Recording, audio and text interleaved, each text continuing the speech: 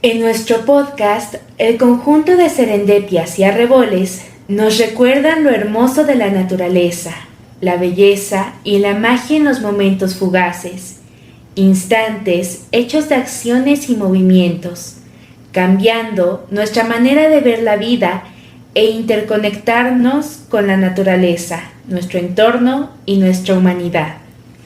Siendo así, que si nuestros oyentes prestan atención y nuestras serendepias se unen, más de un sonido de la naturaleza se escuchará para recordarnos esa conexión que es momento de reforzar. ¿Pero qué es una serendipia y un arrebol? Serendipia es la definición de un momento en la vida o historia de una persona sobre un hallazgo no esperado que da paso a algo nuevo y al desarrollo de un descubrimiento. Y los arreboles son aquellos que se forman cuando hay un atardecer y las nubes se pintan de tonos rojos y naranjas.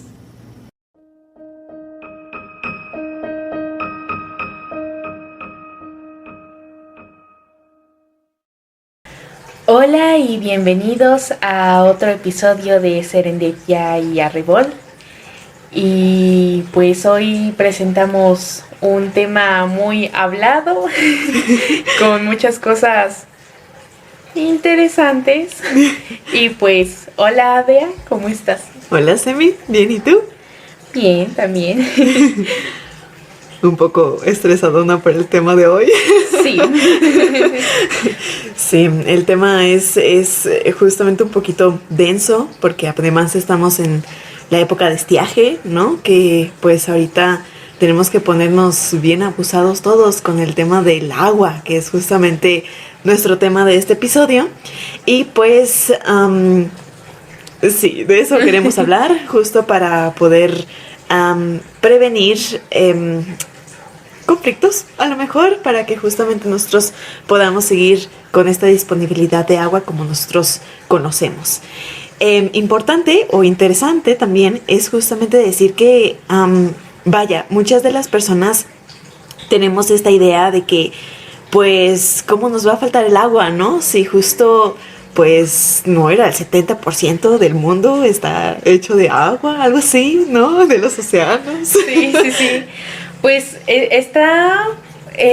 primero está esta idea fundamental de que todo ser vivo necesita agua, ¿no? Y que justo es lo que hace tan especial este planeta, ¿no? Que justo ha visto que pues no hay que se sepa uno que tenga el elemento del agua como algo tan vital que nosotros consideramos, pues no se conoce una vida que se pueda formar sin este elemento. Y justo se tiene esta idea muy transgiversada de que el 70% del planeta es agua y que pues por ende no tendría por qué faltarnos el agua, ¿no? Si justo estás tú en la playa frente al mar viendo extensiones que parecen infinitas de agua y alguien se te acerca a decirte hay escasez de agua, no te lo tomarías en serio porque pues tú estás viendo extensiones infinitas, ¿no? Pero para esto hay que considerar varias cuestiones, incluida una que de pronto puede causar mucho conflicto mental por cómo se ha enseñado todo, que pues está esta cuestión de que la Tierra no es completamente redonda, ¿no? Y que tampoco tiene forma como de elipse ni nada. La forma que tiene en realidad se llama geoide, que consiste en que está achatada en los polos y ensanchada en el ecuador, y lo que se ve, lo que hace que la masa, la fuerza gravitacional, entre otras cosas, que se vea redonda, pues es el agua, ¿no? Que causa que se vea tan uniforme, por decirlo de alguna manera, cuando en cuestión de tierra, o sea, si viéramos la Tierra en el espacio sin agua, se vería muy deforme. Oh. Pero la cuestión aquí es que todos estos espacios que recubre el agua, pues sí superan la Tierra, pero es nada más en la superficie. Okay. En sí hay más tierra que agua, pero en la superficie de la Tierra el 70% sí es agua. pero no es como que podamos acceder a toda esa agua, pues el 96.5% de esta es salada y pues está en los océanos, que es justo esta extensión que parece infinita de agua, pero que pues también es sabido que pues si la bebemos, más que hacernos sentir pues frescos o que nos hidrate, nos va a deshidratar por esta misma cuestión de las sales.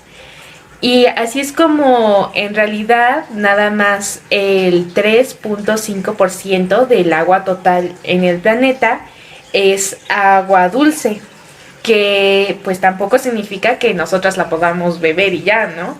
Sino que es agua que tiene más potencial de convertirse en agua segura para el consumo humano. Okay. Pero no es como que tampoco podamos acceder a toda esta agua, pues el 69.7% de esta agua está en glaciares y casquetes polares. Oh.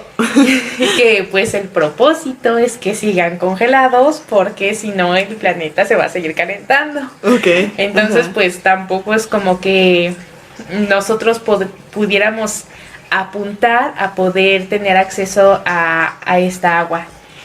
Y el 30.1% de estas aguas dulces son subterráneas, lo que hace que el acceso sea costoso y difícil.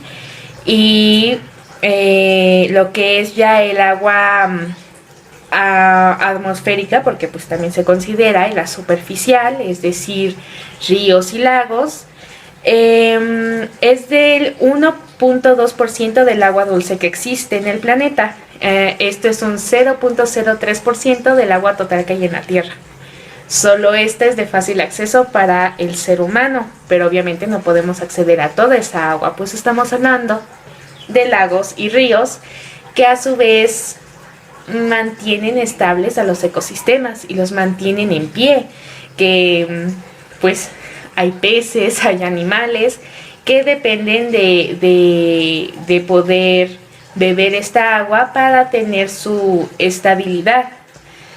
Y igualmente suenan a cantidades muy exorbitantes, ¿no? Estamos hablando que hay 24 trillones 100 mil billones de litros congelados de agua dulce, 10 trillones 500 mil billones de litros en el subsuelo y un aproximado de 560 mil billones de litros en la superficie de la Tierra, que pues tendrían menos lo que se tendría que dejar para poder mantener los sistemas estables, pues se supondría que tendría que funcionar para mantener al aproximado de 8 mil millones de personas que somos actualmente. Pero aún así, pues no es como que nada más usemos el agua para beberla. Entonces, pues sí, parece que tenemos el acceso a muchísima agua, pero en realidad no es tan así. Uh-huh. De hecho, está muy interesante lo que dices, porque incluso en pues nuestro bellísimo país, México, pues incluso la disponibilidad que algunos estados tienen respecto a otros también varía muchísimo, ¿no? Sí. De hecho, la UNESCO dice que técnicamente esa agua que mencionas dulce, técnicamente es suficiente para toda la población mundial, pero justo esa es la problemática, ¿no? La disponibilidad que tienen ciertas partes del mundo para este recurso. De hecho, justo aquí en México, según el INEGI, la disponibilidad más baja de agua es justamente en el Valle de México, que apenas es de 144 metros cúbicos por habitante, y que en el caso contrario es la frontera sur, con más de 18,000 metros cúbicos por habitante. Pero vaya, esto también ha ido disminuyendo mucho a lo largo de la vida, porque justamente dice el INEGI que en 1910 el promedio de disponibilidad de agua por mexicano era de 31,000 metros cúbicos al año. Si lo comparamos justamente con la última estadística que está reflejando este organismo de 2019, esto disminuyó a 3,586 metros cúbicos anuales por cada mexicano, Pero, o sea, entonces, ¿por qué no? O sea, si se supone que hay agua y, bueno, ya nos explicaste que pues no es como muchísimo, pero técnicamente tendría que funcionar. Está curioso, ¿no? Que justo nuestra disponibilidad de este recurso pues esté disminuyendo muy drásticamente. Eso está bastante curioso, ¿no? Sí, esto se debe a distintos factores. Bueno, también es que tampoco aprovechamos todo el agua que obtenemos, ¿no? Según estadísticas, más o menos se desperdicia en general el 30% de todo el agua que se obtiene. Oh, no. Tanto en fugas como en pequeños agujeros en las tuberías que lo transportan, en el desperdicio que hay en general. En realidad, pues sí hay una merma, o sea, sigue existiendo el agua, ¿no? O sea, si pasa por debajo de la tierra y ahí está la fuga, pues al final el agua está en la tierra, ¿no? Pero el volver a tener esta obtención, pues sí es un poco complicado, también considerando que, por ejemplo, muchos árboles que normalmente sobrepasan de los 40 años, lo que empiezan a hacer sus raíces como un método de supervivencia es crear como cuencas subterráneas con agua que almacenan por si en algún momento hay una crisis hídrica, puedan obtener agua de ahí.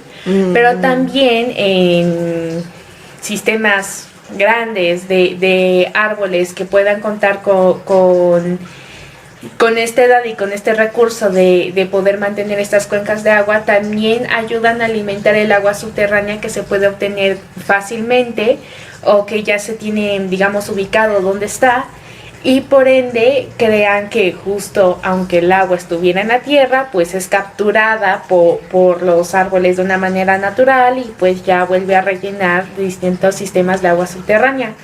Pero el problema es que si se talan los árboles y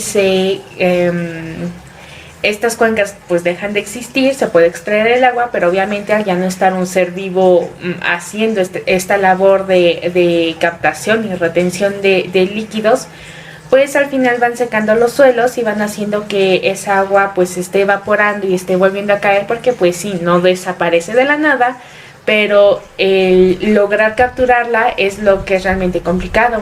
Pero así como está esta cuestión, no es como que cualquier árbol pueda cumplir esta función, o que simplemente por poner una calle con algunos arbolitos se vaya a resolver, pues que también está esta situación de que tienen que tener cierta edad para que puedan empezar a hacerlo de una manera que también ayude a fomentar los sistemas. Sí, claro, por eso justo el año pasado se empezaron a hablar tanto de las campañas de reforestación, ¿no? Sobre todo en bosques como en la Malinche y en justamente estas montañas que tenemos en México, para que justamente estos, pero bueno, la problemática también es que no crecen tan rápido, ¿no? Claro, o sea, sí, esto no quiere decir que se tenga que dejar de hacer, sino al contrario, o sea, entre más tardes tú en hacer el esfuerzo de actuar, justo, en actuar, en empezar a hacerlo, pues si de por sí, si un árbol, por decir algo, ya tenía un año cuando lo plantaron en estas campañas que se hicieron, por ejemplo, la que tú mencionas en la Malinche, pues faltan aproximadamente 39 años para poder ver un resultado, pero es igual, si se empezara ahora, nos faltarían 40, faltarían más. Entonces, no es como que tenga que ser un motivo de desaliento, sino al contrario, un incentivo a empezarlo a hacer para poder obtener resultados más pronto. Pues también hay que considerar que digamos, las peores previsiones de muchas cuestiones están más o menos calculadas para 2050. Estamos hablando de dentro de 25 años y que pues sí, no son los 30, pero obviamente se empezarían a ver resultados y se evitarían muchas de estas crisis que se están previendo desde ahora. Sí, de hecho no en vano, justamente uno de los objetivos de desarrollo sostenible es que se tenga acceso a agua limpia y a saneamiento, ¿no? Porque es tan importante y tiene que ser a largo plazo que pues es importante actuar ahora, ¿no? Porque bueno, al igual que pues la energía, el agua también juega un papel indispensable para el desarrollo económico de los países, ¿no? Sí. Está ligado fuertemente justamente al progreso económico y pues muchas industrias dependen de este recurso para elaborar sus productos o para el mantenimiento de sus materiales o equipos. Pero creo que para entender bien cómo funciona este tema de los árboles y por qué se tienen que llenar los mantos acuíferos, digo, justamente hay agua en el mar, hay agua en los ríos, o sea, hay agua en las montañas, ¿no? Porque creo que sería interesante entender más bien el ciclo del agua, ¿no? Uh-huh. Que justamente sabemos que pues hay agua en muchos lugares, en realidad pues hasta en las nubes, ¿no? Pero justo es un movimiento cíclico que el agua va haciendo y pues lo interesante es que justamente lo primero que se tiene que hacer, o bueno, lo primero que pasa es que entender que toda el agua del planeta pues va cambiando su estado, ¿no? El ciclo comienza justamente con la evaporación del agua, que pues sucede gracias a la energía solar, y pues este vapor de agua humedece el aire, y después va creando partículas sólidas, estas se condensan en microgotas y que justamente estas forman entonces las nubes. Por eso también es tan importante que si ahorita se asoman a su ventana al cielo, espero que vean unas cuantas nubes, porque si no justamente pues ahí está un poco interrumpido el ciclo del agua, ¿no? Entonces, sí. Bueno, después de que ya se formaron las gotas, pues pasa, ¿no?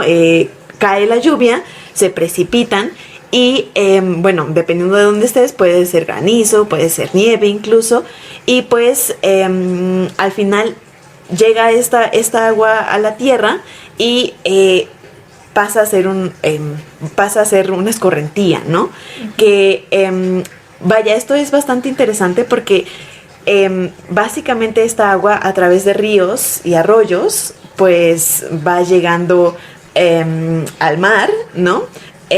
Esta justamente escorrentía transporta sedimentos, es un agente geológico de erosión, ¿no? Y pues aproximadamente se dice que 1.400 kilómetros cúbicos de agua circulan en la superficie terrestre de la Tierra y justamente acaban retornando a los océanos. Pero no todo el agua regresa a los océanos, hay parte que justamente se infiltra y pues recircula subterráneamente. Esto significa que justamente las raíces de muchas plantas, de los árboles, ayudan a succionarla, justamente como decías, ¿no? Uh-huh. A veces también es transpirada a través de las hojas. De hecho, nosotros mismos también somos parte como de este ciclo del agua, porque pues también tomamos agua, también vamos al baño, también transpiramos, ¿no? Pero básicamente lo que pasa es que justo las plantas, los árboles, ayudan a que ésta vuelva a los mantos acuíferos subterráneos. Y lo interesante de todo esto es que las zonas permeables, el suelo permeable, que normalmente es de rocas calizas, va limpiándola. Por eso normalmente el agua que encontramos en los mantos acuíferos pues es agua dulce, limpia, ¿no? Uh-huh. Y sí, entonces pues eso es básicamente el ciclo del agua. Sí, y que pues también justo en esto que mencionabas, que nosotros formamos una parte de este mismo, es una cosa de hecho bastante bonita, ¿no? Porque justo está esta cuestión de que el 70% de la superficie del planeta que es agua, y nosotros tenemos un 70% de agua en el cuerpo. Uh-huh.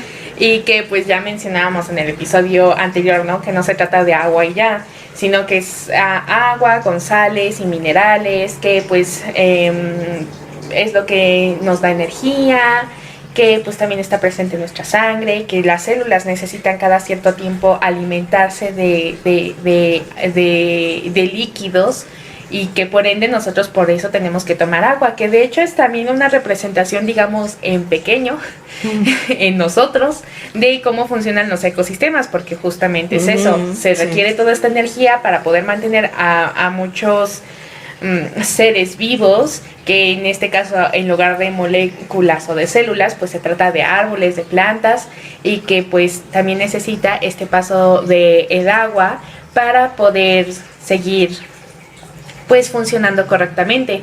Pero también está la cuestión de que, también como mencionábamos en un episodio pasado, no se trata nada más de que el agua caiga y ya, sino que a veces cae con mucha fuerza en caso de que sea granizo o lluvia.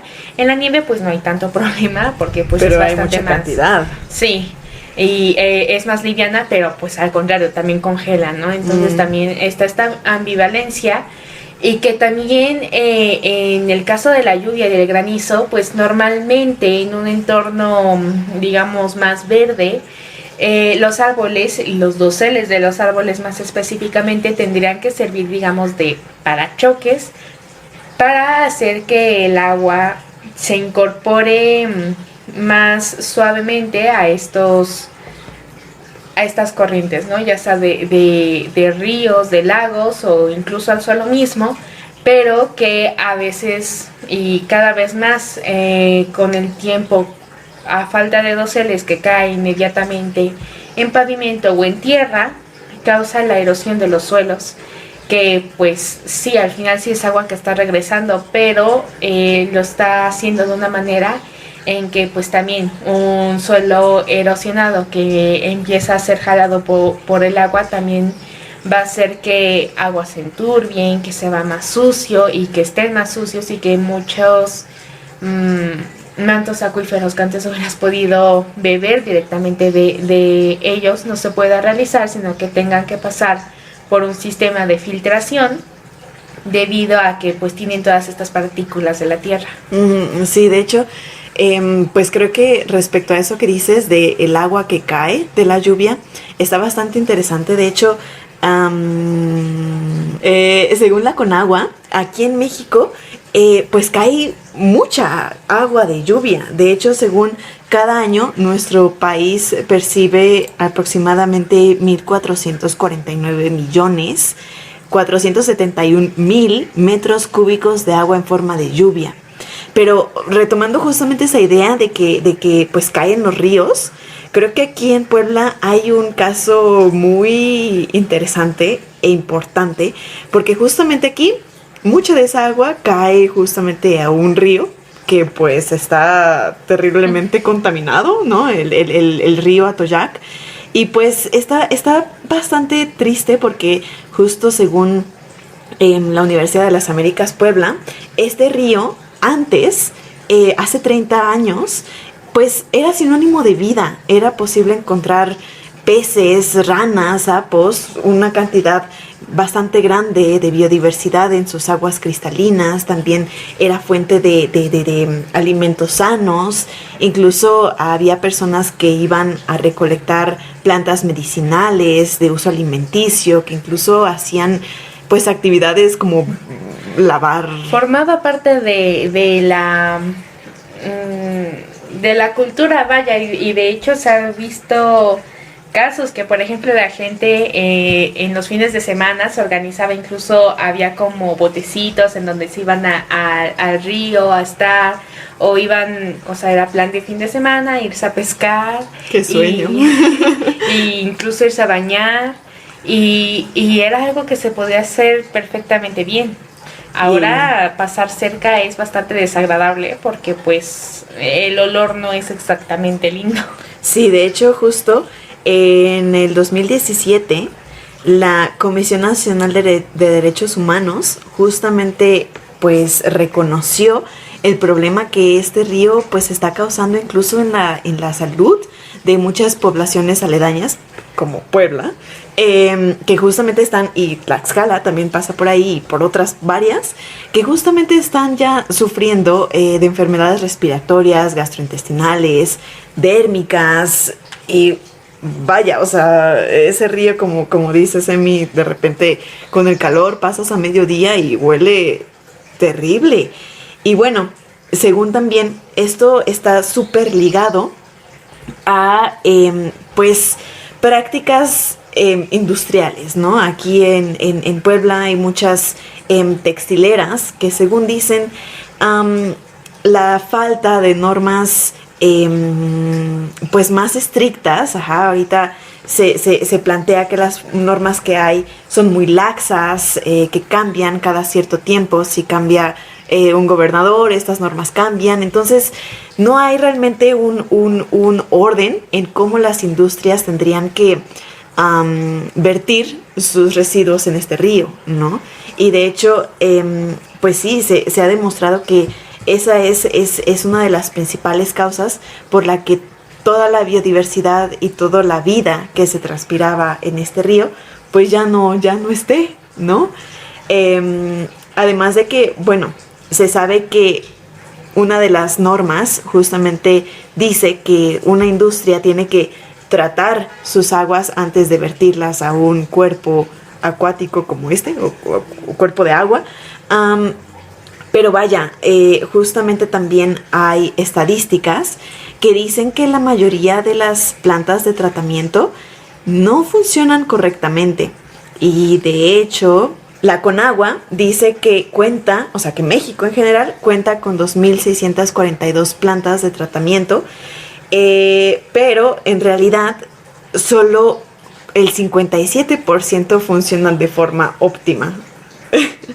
Tomando en cuenta que también, o sea, el caudal que es tratado en realidad tampoco no es tanto, es de 141.479 metros cúbicos. O sea, en realidad no es, pues no es suficiente. Además de que justamente el Instituto Nacional de Estadística y Geografía, el INEGI también, dice que de todos los municipios y territorios en México, solo 985 de las 2.474 industrias dan realmente un tratamiento al agua. O sea, además de que no funcionan las que hay, pocas lo hacen. Entonces, que de hecho es el 40%. Entonces, pues es un poco contradictorio que el agua que nos cae del cielo, que es un agua pues relativamente limpia, porque también no hay que olvidarnos de la lluvia ácida,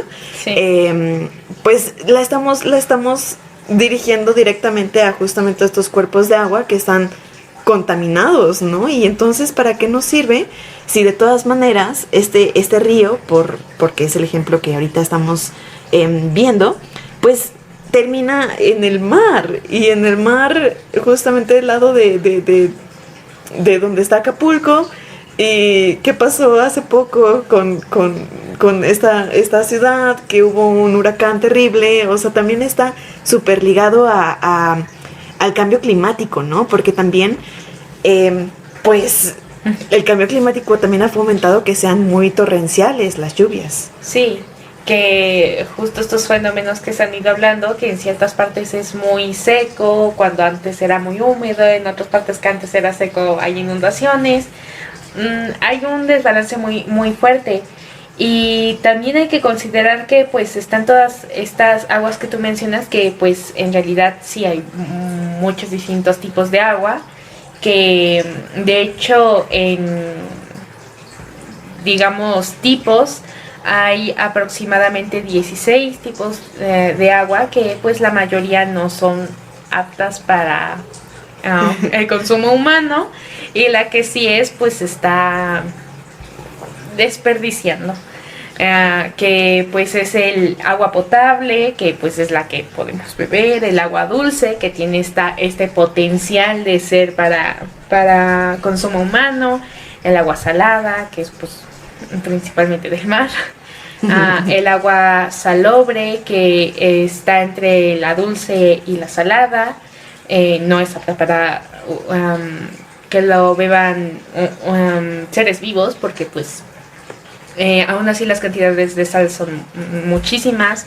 El agua dura, que tiene un alto nivel de minerales disueltos. El agua blanda, que tiene disueltas cantidades mínimas de sales y de minerales. El agua destilada, que justo es un agua que pasa por un proceso de purificación, destilación.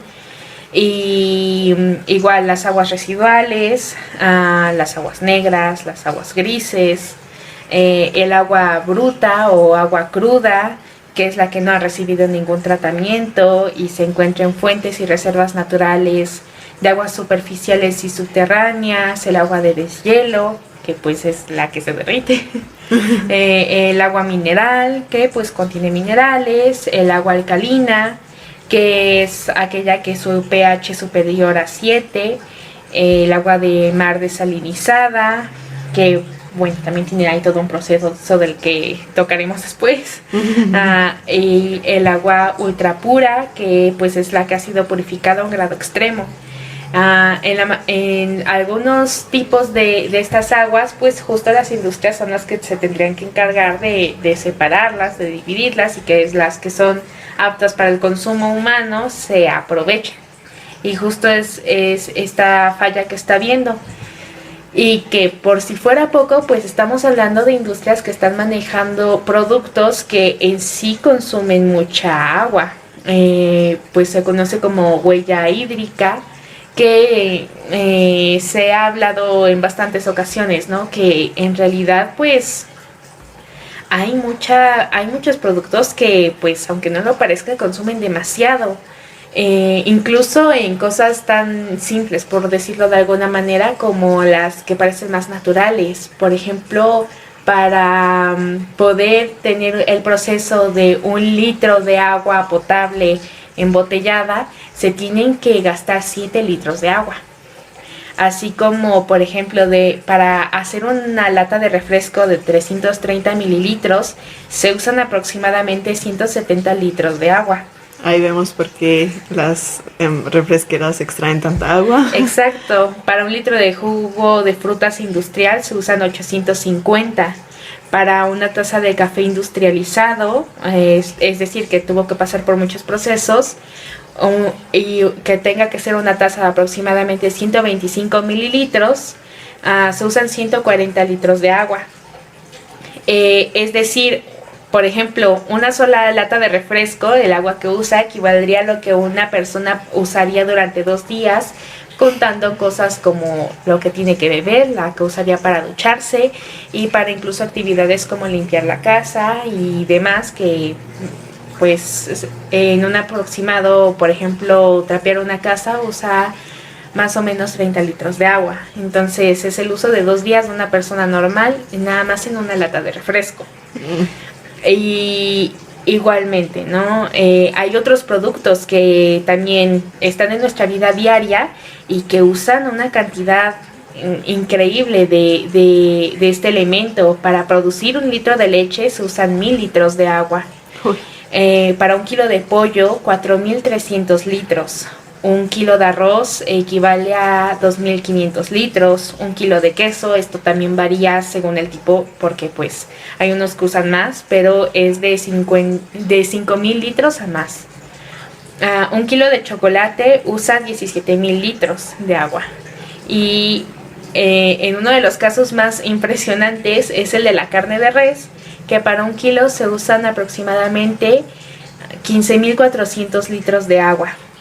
Lo cual más o menos en una estadística, si comes carne roja solo una vez a la semana por 1 año, el agua que se estaría usando equivaldría a dejar la llave de la regadera abierta durante 6 meses consecutivos. Órale.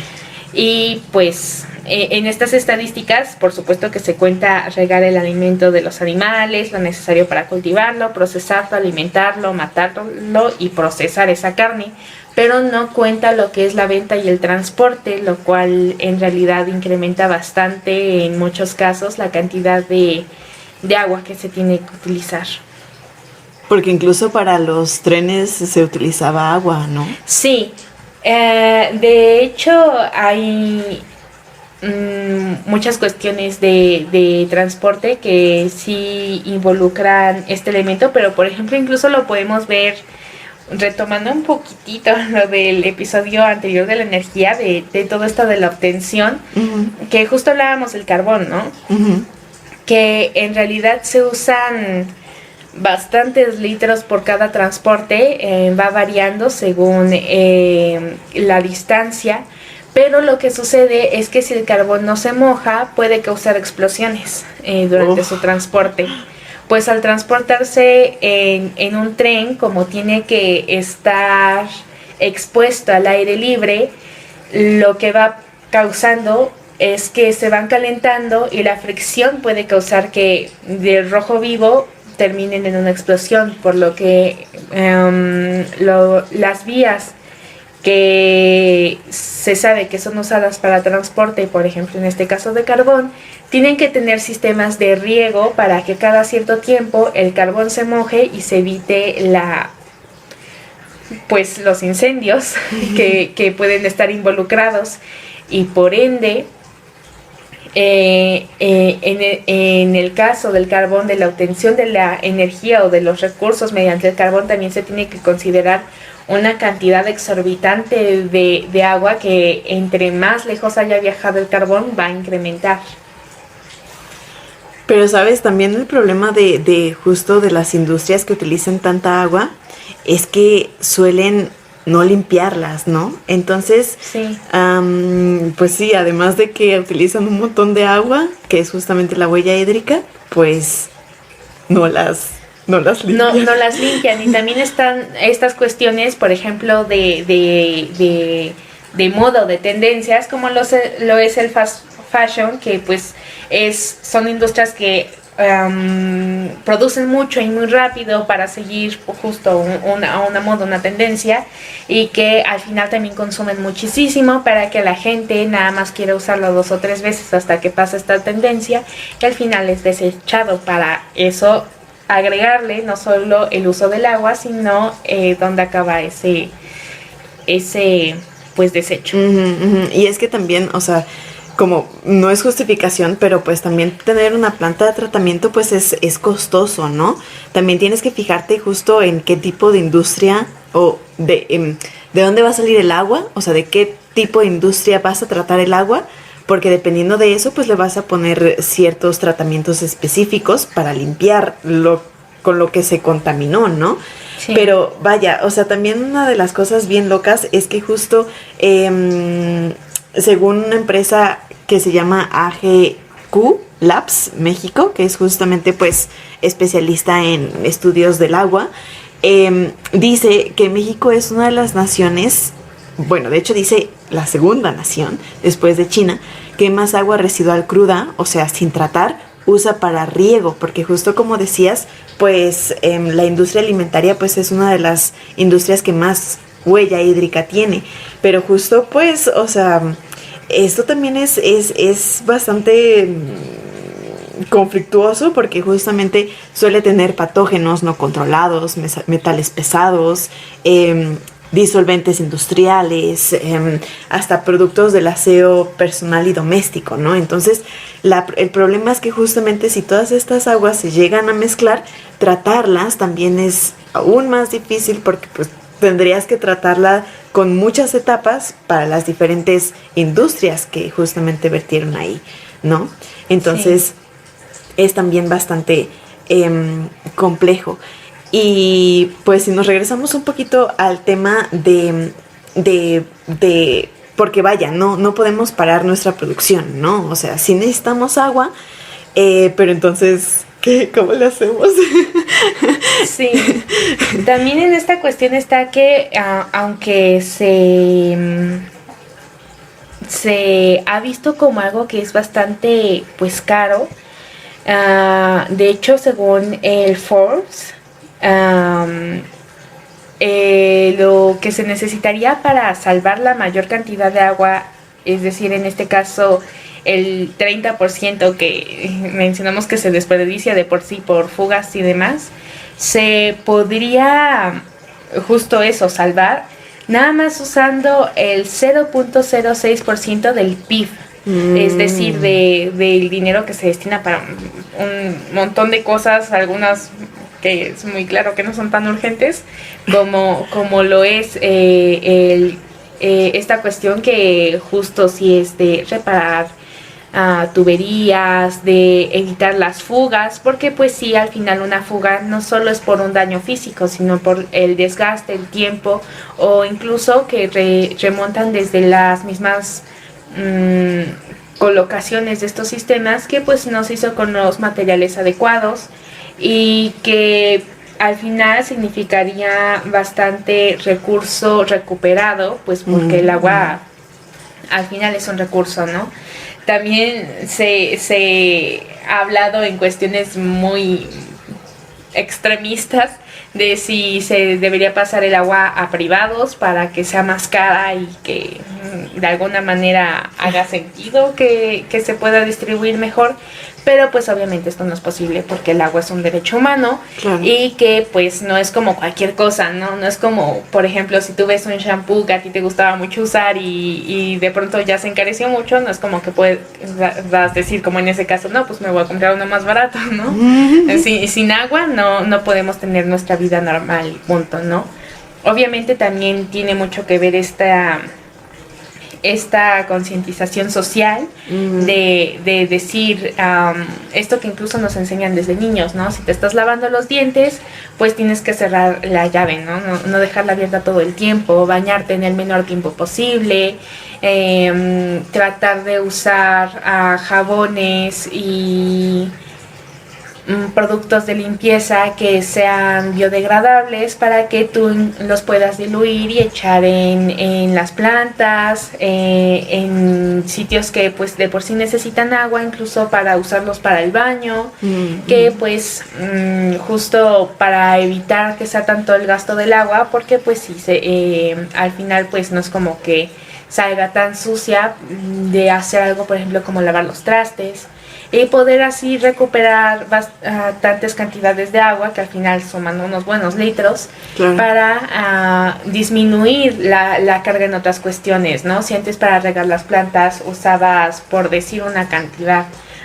30 litros, igual ibas a usar nada más 15 porque pues ya se estaba usando el agua que obtienes de hacer limpieza general o de reciclar esta agua, ¿no? Igual se ha hablado de el uso de algunas cuestiones que de pronto sí se han popularizado gracias a que se ha visto cada vez más fuerte el problema de la falta del agua, como son los baños secos, y que pues tampoco es que signifique un gran cambio, ¿no? No es como que tengas que demoler tu baño, sino que simplemente pues quitas el sistema tradicional, colocas uno que de hecho ya también se está haciendo cada vez más grande, el sistema de recolección de residuos, para que pues tú no tengas nada, hay que preocuparte de eso.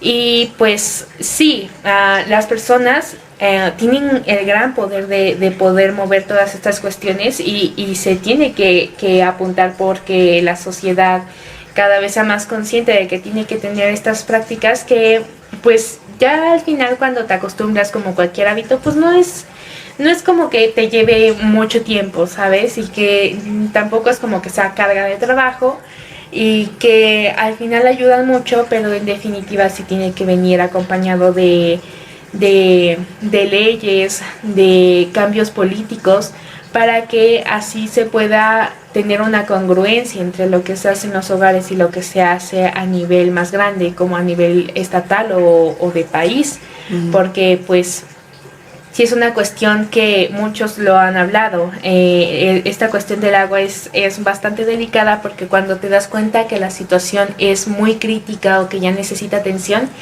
es porque ya está demasiado avanzado el problema. Sí, claro. O sea, ahora que muchas personas pueden seguir con este chip de creer que en realidad pues hay mucha agua, pues es porque la crisis todavía no está tan fuerte, a pesar de que pues incluso ya se ha visto en los años pasados que pues hace mucho calor, muchísimo más del que se acostumbra. Y hay estados en donde realmente ya hay problemas. Sí, o sea, si bien hay algunos que podemos vivir como con ese lujo de poder hacer ojos ciegos, hay otros en sitios normalmente secos, como incluso lo que es Afganistán, que llegan a tener de 3 a 16 días sin agua corriente, y cuando lo obtienen tienen aproximadamente nada más hora y media para poder obtener el agua que puedan. Entonces sí son cuestiones que son bastante, apremian mucho, y que sí se tiene que ver porque se empiezan a resolver, porque también están cuestiones como por ejemplo estos que las personas buscan llevarse la comodidad de soñada a lugares en donde no es bueno.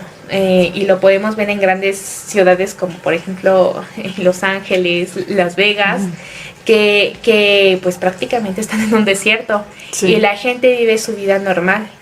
El ser humano es muy conocido por tener una gran capacidad al cambio. Si vas a un lugar desértico, lo más lógico es que pues tú estés preparado y que tengas la mentalidad para poder cambiar tu vida a un entorno más seco, porque pues es lo natural. Pero la gente ahí incluso pues es conocido, ¿no? Prácticamente usan el desperdicio de agua como espectáculo en grandes fuentes, que al final es agua que se evapora y que tienen que estar suministrando a cada rato, que usan el agua como si fuera ahí algo, casi como si tuvieran el mar al lado, cuando no.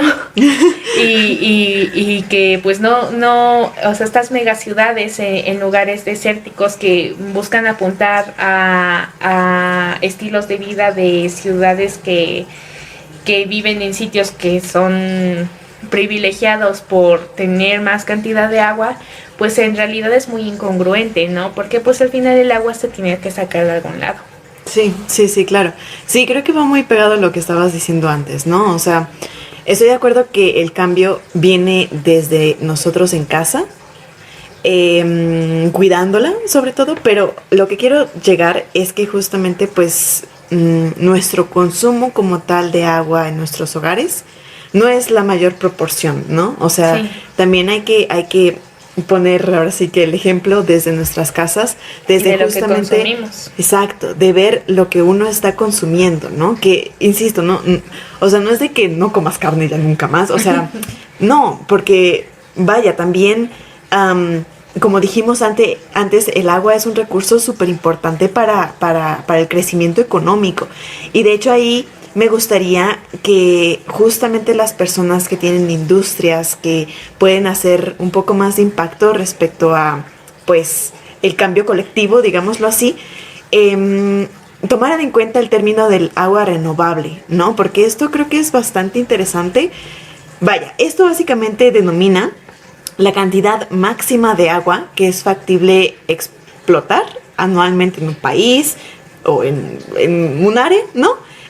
Sin alterar el ecosistema. Ajá.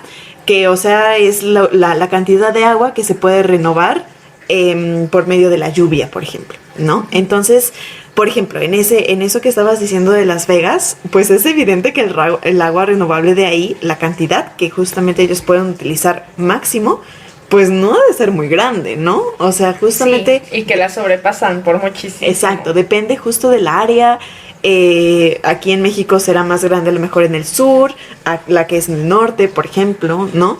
Pero justo esta denominación es para que nosotros no superemos el límite, para que los ecosistemas no puedan regenerarse, ¿no? No puedan tener otra vez la cantidad de agua que tenían antes de que nosotros la utilizáramos. Y de hecho por eso me gustaría mucho poner este ejemplo del mar de Aral, que de hecho no es un mar, es un lago.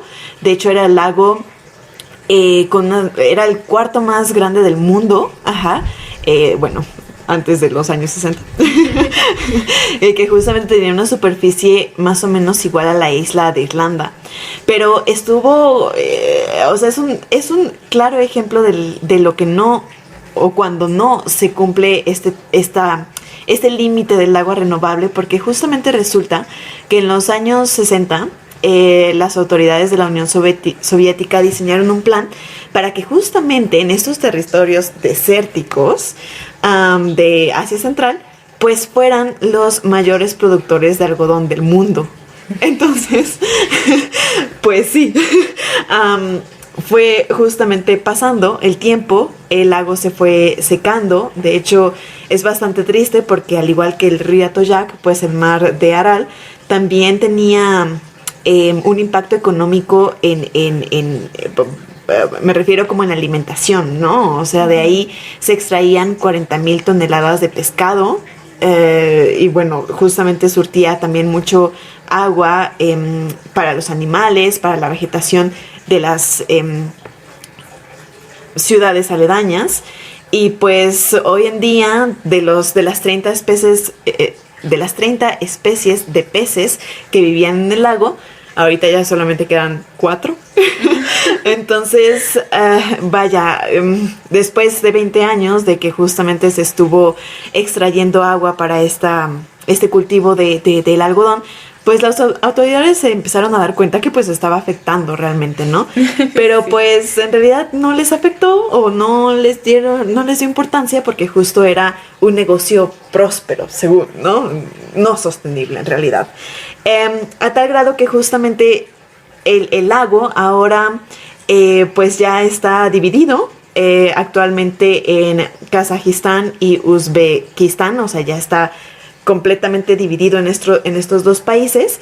Y lo interesante de todo esto es que justamente en el 2005 se creó la presa de Cocaral, que fue financiada en buena parte por el Banco Mundial, para justamente que esta parte, la parte de este país, pues no se terminara de secar.